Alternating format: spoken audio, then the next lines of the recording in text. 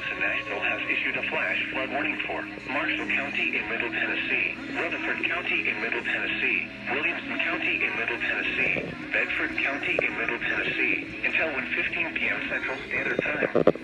At 10:17 a.m. Central Standard Time, Doppler radar indicated continuing rainfall across the Warren area.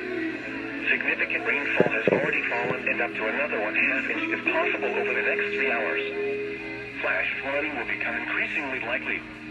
Some locations that will experience flooding include Murfreesboro, Franklin, Shelbyville, Lewisburg, Smyrna, Brentwood, La Vernie, Spring Hill, Nolensville, Thompson Station, Fairview, Walter Hill, Rural Hill, Chapel Hill, Cornersville, Wartrace, Eagleville, Bell Buckle, Normandy, and Rouse. Turn around. Don't drown when encountering flooded roads. Most flood deaths occur in vehicles. Stay away or be swept away. River banks and culverts can become unstable and unsafe.